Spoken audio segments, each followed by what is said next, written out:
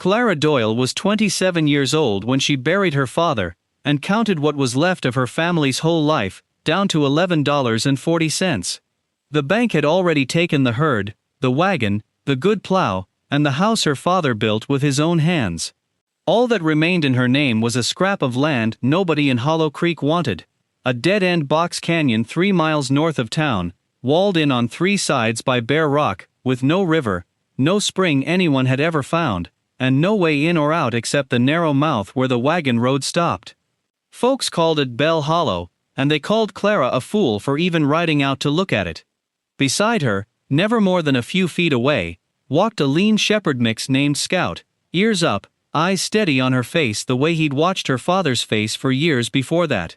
He had a way of leaning his weight into her leg when the world got too heavy, and today, with the ink barely dry on her father's death certificate, he leaned hard.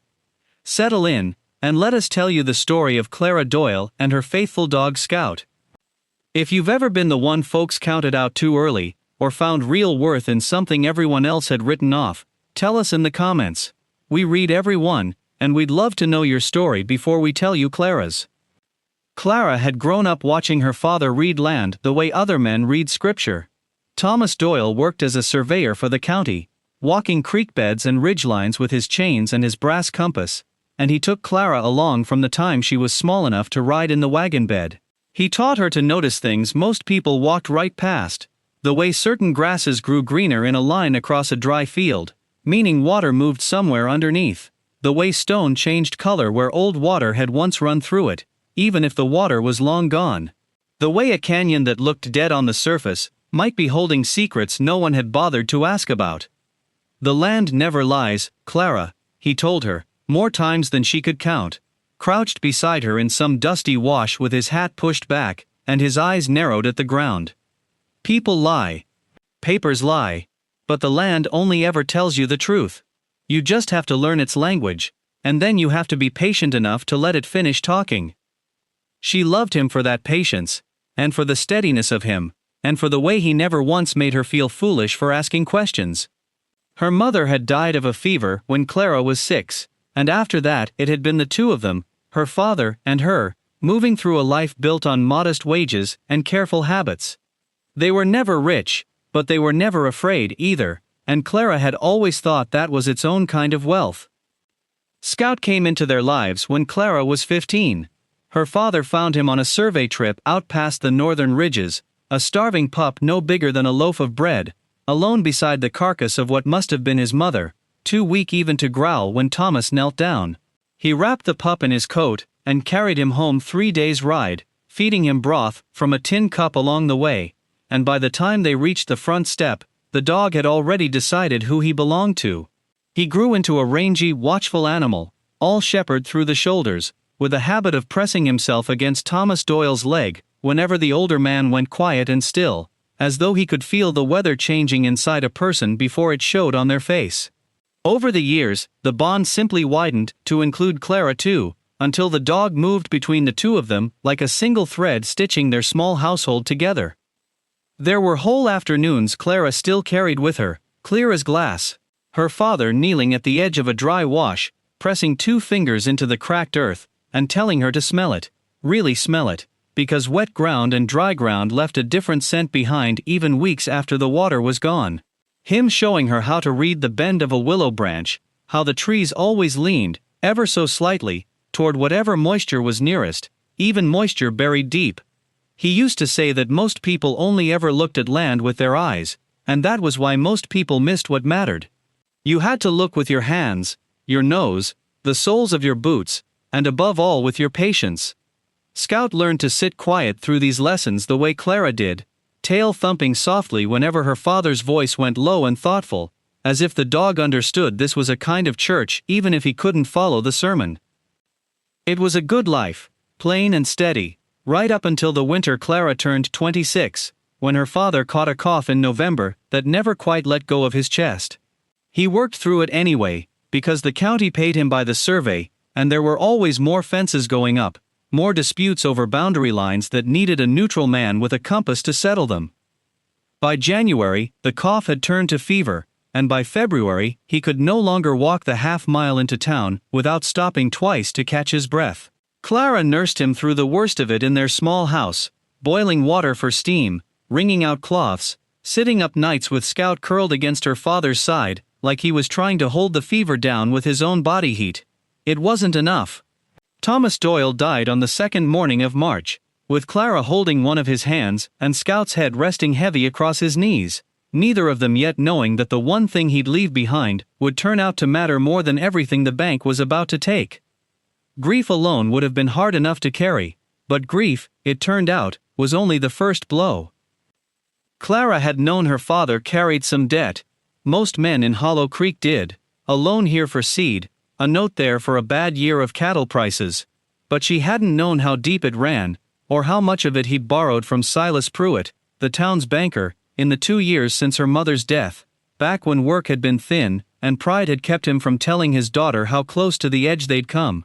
Pruitt was a soft-spoken man with a ledger for a heart, the kind who smiled while he explained exactly how much you owed him. Within 3 weeks of the funeral, he arrived at the Doyle house with papers already drawn, and by the terms of those papers, everything Thomas Doyle owned belonged now to the bank to satisfy the debt. The herd, sold at auction for less than it was worth. The wagon and the good plow, gone the same week. The house itself, the one her father had built board by board with his own hands the year he married her mother, signed over and emptied out before the spring planting season even began. There was exactly one thing Pruitt didn't want, because it was the one thing on the books that wasn't worth the paper the deed was printed on: a narrow, dead-end box canyon 3 miles north of town, walled in on 3 sides by sheer rock, with no water anyone had ever located, and no way through to open range beyond it. Thomas Doyle had bought it years earlier at a county sale for almost nothing, some old habit of a surveyor's curiosity, and never built on it, or worked it, or said much about it at all. Pruitt struck it from the settlement without a second glance, glad to leave Clara that useless scrap of land in place of taking every last cent she had. What Clara had, when the dust settled and the papers were all signed, was $11.40 in a tin box under a floorboard, the clothes on her back, a horse too old to be worth stealing, 1 loyal dog, and a deed to a piece of ground the whole town agreed was worthless. She sat on the porch of a house that would belong to someone else within the week, Scout's head heavy in her lap, and turned the deed over and over in her hands. Everyone in Hollow Creek had an opinion, and none of them were kind. Old Mrs. Farrow at the Mercantile told her outright she'd be better off selling the deed for scrap and taking work as a hired girl. The widow Beck said it was a shame, a good family brought that low, and said it in the voice people use when they've already decided a person is finished. Even the county clerk, filling out the final paperwork, had looked at her over his spectacles and asked, not unkindly, whether she meant to bother keeping a canyon with no water in it at all. But Clara kept hearing her father's voice, low and certain in that dusty wash, all those years ago. The land never lies, people lie, papers lie, but the land only ever tells you the truth. She didn't know yet what truth Bell Hollow might be holding. She only knew it was the last thing her father had left her that no one else had touched, the last piece of ground that still carried some part of him in it, and that Scout, sitting beside her on the porch step with his ears pricked toward the north, like he was already listening for something out there, hadn't once looked toward town. He kept looking toward the canyon. She thought, too, about the last conversation they'd truly had, before the fever took the clarity from his eyes. He'd gripped her hand hard, harder than his weakened body seemed to have any right to, and told her not to let the canyon go, whatever happened, whatever anyone said about it. At the time she'd thought it was only sentiment, a dying man's attachment to an old strange purchase. Sitting on the porch now, with Scout's weight warm against her side, and the whole town's pity pressing down on her like weather, she wasn't so sure anymore. Her father had never once in his life held on to something without a reason. He had spent 30 years teaching her that the ground remembered things people forgot, and he had spent his very last words making sure she wouldn't walk away from the one piece of ground he'd left her. $11.40, 1 old horse, 1 loyal dog, and a worthless box canyon. It wasn't much of an inheritance. But that night, with the last of the light going gold over the ridgeline, Clara Doyle decided it was going to be enough. The county land office sat at the end of Hollow Creek's one paved street, a narrow brick building with a bell over the door that rang thin and tinny when Clara pushed inside the next morning. Scout came with her, padding close at her heel, and settled himself by the counter with his eyes fixed on the clerk the whole time, unblinking, like he meant to supervise the transaction personally. The clerk, a stooped man named Mr. Otis who had known her father for 20 years, laid the deed out on the counter between them, and read the fine print aloud in a flat, careful voice. Bell Hollow Canyon had gone unpaid on its county taxes for the better part of 2 years, back before her father's illness took hold, a small, ordinary detail that would later turn out to explain more than anyone in that room could have guessed. The total owed, with penalties, came to $9.15. If it wasn't settled by the end of the week, the land would revert to the county and be sold off at the next public sale, likely for less than what she owed on it now. Clara counted out the money from her tin box right there on the counter, coin by coin, watching the pile of everything she had in the world shrink down to $2.25. Mr. Otis pushed the receipt across to her without meeting her eyes, the way a kind man does when he's ashamed of a system he can't change. "You're certain about this, Miss Doyle?" he asked. "There's no water on that land, no grass to speak of past the mouth of it. Man from the state came through years back, and marked it unfit for grazing or farming both. Most folks would take the $2 and start fresh somewhere with better ground." Behind her, near the door, a knot of townsfolk had gathered the way they always did when there was something to whisper about. She heard Mrs. Farrow's voice pitched just loud enough to carry, telling someone that the Doyle girl was throwing good money after bad, chasing a dead man's foolishness straight into the poorhouse. Someone else laughed, not unkindly exactly, but not kindly either, the laugh people give when they've already decided how a story ends. Clara felt her face go hot, but she kept her hand steady as she signed her name at the bottom of the receipt. "I'm certain," she said. Scout chose that moment to stand, shake himself once from nose to tail, and press his whole weight against her leg, exactly the way he used to lean into her father when the room turned heavy with other people's judgment. He didn't growl at the whispering crowd behind them. He didn't so much as glance their way. He simply stood there, solid and unbothered, looking up at Clara with the calm, steady patience of an animal who had already made up his mind that wherever she was going next, he was going too. Mr. Otis stamped the deed, folded it, and slid it across the counter. "It's yours, free and clear," he said, "for whatever that's worth." Clara folded the paper into her coat pocket, right over her heart, and walked out past the whispering crowd with her chin level and Scout at her side. Behind her, the bell over the door rang once more, thin and small, the same sound it made for every other transaction in Hollow Creek that week, as if the whole town hadn't just watched a young woman spend her last real money to keep a canyon that everyone agreed was worth nothing at all. Clara moved what little she owned into the canyon 3 days later, setting up a canvas tent near the mouth of it where the ground was flattest, close enough to the old wagon road that she could still walk into town for work when work could be found. Bell Hollow was exactly as unpromising as everyone said. The walls rose sheer and reddish-brown on 3 sides, striped with old mineral bands, closing the canyon into a box no more than a quarter-mile deep. The ground was hard-packed and pale, scattered with brittle sage and not much else. No stream, no pond, not even a seep of damp earth that she could find in her first slow walk of the place, though she walked it the way her father had taught her, nose low, eyes on the color of the dirt, hands brushing the grass for any hint of green that shouldn't be there in a dry year. She had almost let herself believe, in the 2 quiet days it took to settle in, that this really was nothing more than a dead patch of dirt her father had bought on a passing whim. The light here had a strange, still quality in the late afternoons, gold and heavy, pooling against the canyon walls in a way that made the whole place feel like it was holding its breath. She told herself that was only the shape of the rock, the way 3 high walls trapped both sun and silence together. She did not yet understand how right, in a different way, that feeling would turn out to be. It was Scout who found the first sign, and he found it before she'd even finished pitching the tent. He'd trotted ahead of her toward the back of the canyon, toward the tall wall of rock that sealed the box end shut, and he stopped there so suddenly that Clara noticed the silence before she noticed the dog. Scout had gone rigid, ears forward, nose working the air in short, sharp pulls. Then he began to whine, low in his throat, a sound she had never once heard him make in 12 years. Not fear, not hunger, something closer to urgency, like he was trying to say a word he didn't have. She walked over, expecting nothing more than a rattlesnake den or a badger hole.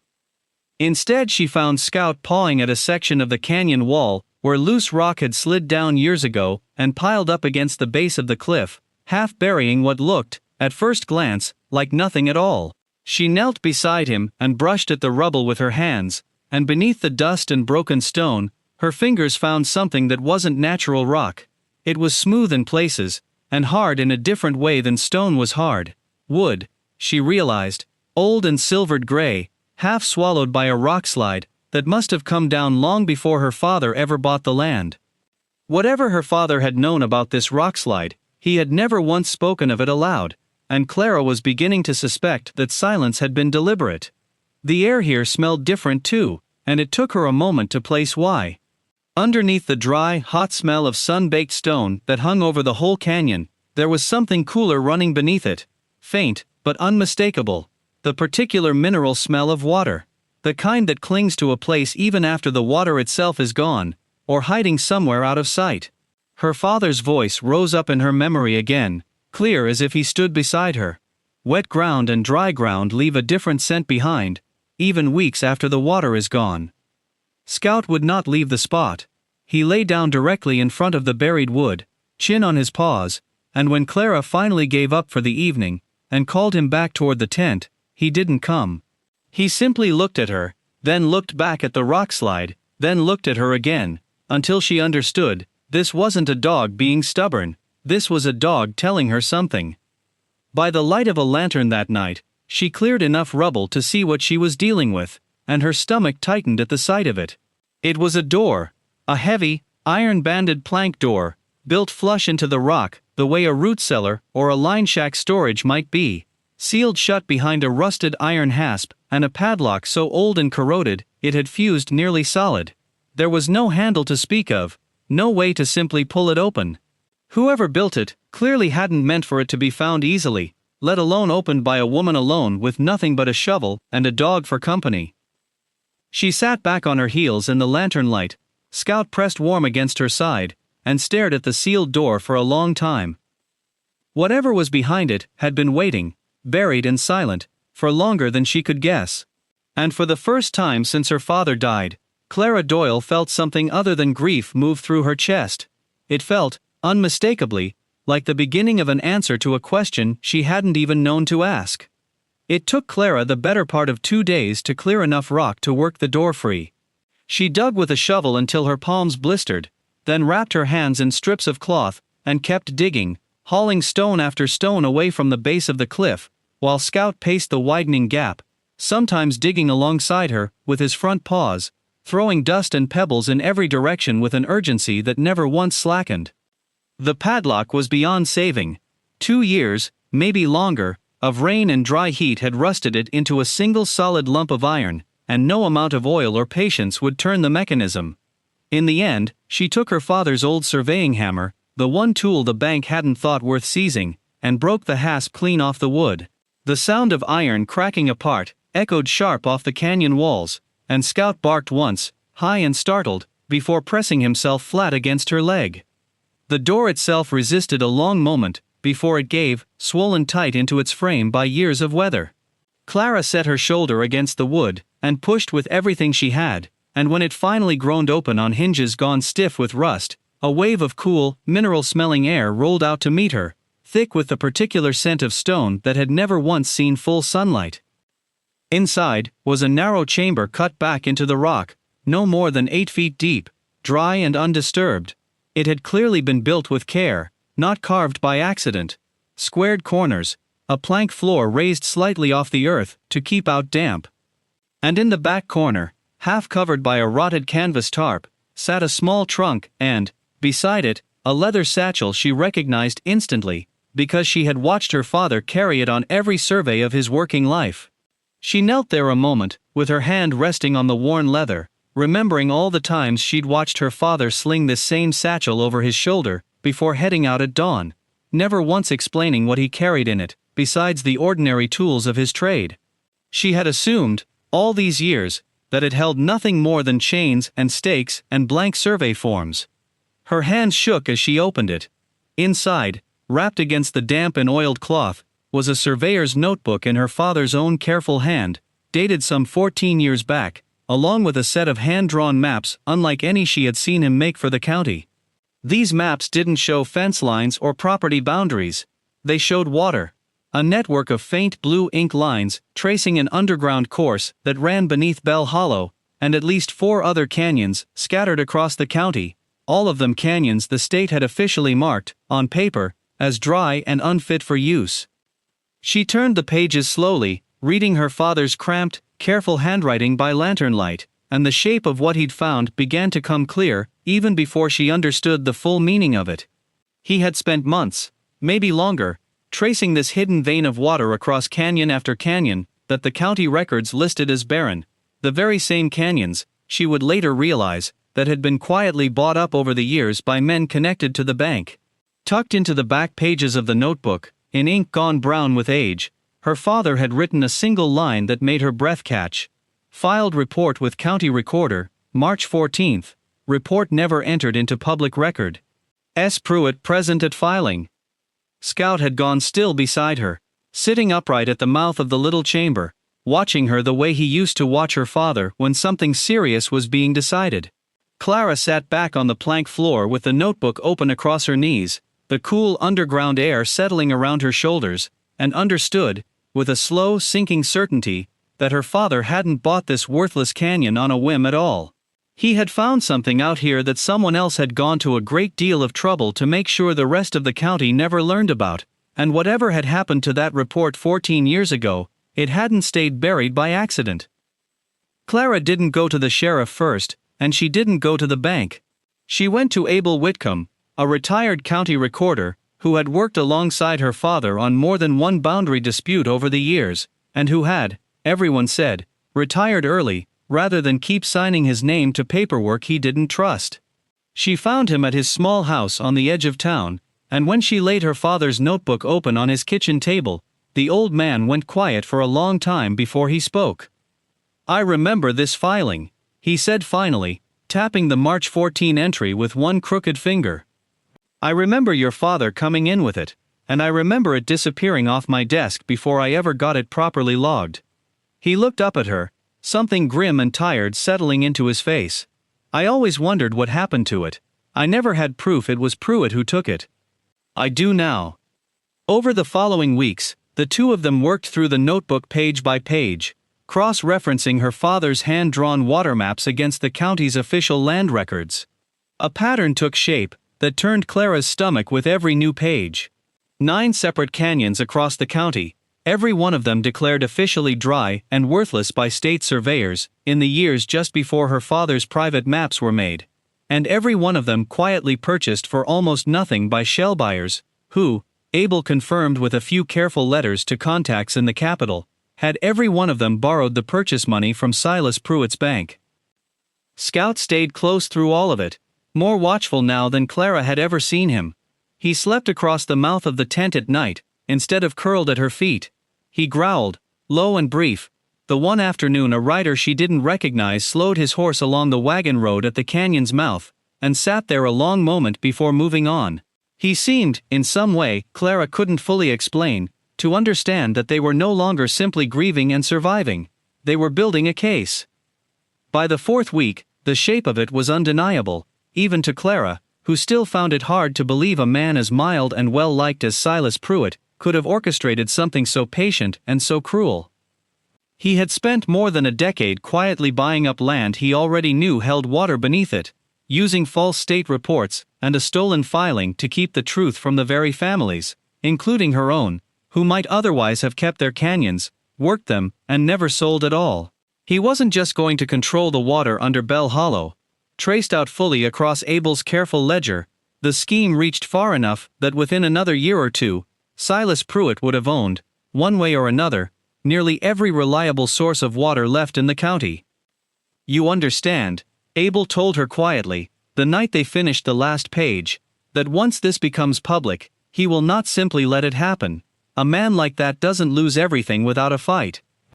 Clara looked down at Scout, asleep now, with his head across her boot, and thought of her father's voice telling her, all those years ago, that the land never lies.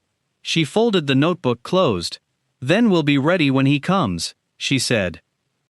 Silas Pruitt rode out to Bell Hollow himself, on a bright morning near the end of that month, alone, dressed as neatly as if he were headed to church, rather than to a dead-end canyon 3 miles from town. Clara heard his horse before she saw him, and Scout was on his feet, and standing square in the middle of the wagon road, before the banker had even reined in. Miss Doyle. Pruitt swung down from his saddle with the easy, unhurried manner of a man who had never once in his life expected to be told no. I hear you and old Whitcomb have been keeping yourselves busy. Digging around in matters that don't concern a woman on her own, out here with nothing but a dog for company. They concern me plenty, Clara said. This is my father's land, and it looks like it was your business too, 14 years ago, when you pulled his water report off Abel Whitcomb's desk before it ever got filed. Something shifted behind Pruitt's eyes, quick and cold, though his voice stayed smooth. That's a serious accusation to make with nothing behind it, but an old man's memory and a dead surveyor scribbling. I'd think carefully, Miss Doyle, about what happens to a young woman alone, who goes around town making wild claims against her banker. Debts have a way of following families, so does trouble. It was meant to frighten her, and a year ago, or even a month ago, it might have. But Scout stepped forward, and pressed himself against her leg, solid and unshaken, exactly the way he had leaned into her father through every hard season of his life, and Clara felt the old fear settle into something steadier. She was not, in fact, alone. She had never really been alone out here, not once. I'm not making a claim, Mr. Pruitt, she said, and drew her father's notebook from her coat pocket, holding it up so the morning light caught the worn leather cover he had carried for years. I'm making a record. My father already made the case for me 14 years ago. You just didn't expect anyone to ever find where you buried it. She watched something crack in his composure then, a flicker of real alarm breaking through the smooth banker's calm, and for one long moment, Clara thought he might reach for something worse than words. Scout's low growl rumbled up from his chest, a warning clear enough that even Pruitt took an unconscious step back, and Clara understood in that instant that whatever else happened here, the dog would not let this man come one step closer to her. He didn't get the chance to try. Down the wagon road behind him, riders were already approaching. Abel Whitcomb, true to his word, with the county sheriff and 2 men from the state land office he'd spent the last week quietly writing to, all of them arriving exactly when Clara and Abel had planned for them to arrive. Pruitt turned at the sound of hooves and saw, in an instant, that there would be no quiet, private way out of this after all. What followed took less than an hour, though it felt to Clara like watching 14 years unravel all at once. The sheriff read through Thomas Doyle's original report, while the statemen examined Abel's careful ledger of 9 canyons and 9 shell purchases, every dollar of it traced back through Pruitt's own bank. Pruitt tried, briefly, to bluster his way past it, insisting the whole thing was some grieving girl's fantasy, dressed up with an old man's grudge. But the paper trail Abel had built was too complete, too patient, too exact, and by midday, the sheriff was speaking the word fraud out loud, in front of half the county, while Silas Pruitt stood pale and silent beside his horse. Word moved through Hollow Creek faster than any wagon could carry it. Within the week, Pruitt's bank charter was under state investigation, his other land holdings frozen pending review, and the man himself gone from town entirely, slipped away in the night before the formal charges could be served, leaving behind a house, a reputation, and 14 years of stolen advantage he would never enjoy again. The families who had sold their canyons under false reports began, slowly, to file claims of their own, and Abel Whitcomb, out of quiet retirement at last, helped every one of them build a case as careful as the one he'd built for Clara. Bell Hollow, meanwhile, kept the secret it had been guarding all along. Once the sealed chamber and her father's maps led county engineers to the source, they confirmed what Thomas Doyle had proven 14 years before: a deep, steady artesian spring running beneath the canyon floor, more than enough water to serve not just Bell Hollow, but half the dry range around it. The worthless canyon, that had made Clara Doyle the laughingstock of Hollow Creek, turned out to hold the one thing the whole county needed most. A year later, Bell Hollow looked nothing like the dead-end scrap of ground the town had once written off. A modest well house stood near the old canyon mouth, its pipes carrying sweet spring water down toward a growing cluster of pens, and a garden turned green against all the old predictions. Neighboring ranchers, the same ones who had once shaken their heads at Clara Doyle's foolishness, now paid a fair, honest rate to share water that would have stayed locked in the ground for who knows how many more years if a stubborn dog hadn't refused to walk away from a pile of loose rock. Clara still walked the canyon most evenings, the way her father used to walk his surveys, nose low, eyes on the ground, patient as ever. Scout walked beside her still, grayer now around the muzzle, but no less watchful, no less certain of exactly where he belonged. Some nights she sat by the well house with her father's old notebook open on her knees, not because she needed the maps anymore, but because it still felt like sitting with him a while. She thought often about what he used to say, about land, and truth, and patience, and she understood now what he'd really been teaching her all along, that the things people call worthless are usually just things nobody has taken the time to understand yet. So we'll leave you with the same question we always leave you with, out here at the edge of the frontier. If you found a hidden piece of history buried on land everyone told you to give up on, would you keep it, or would you share it?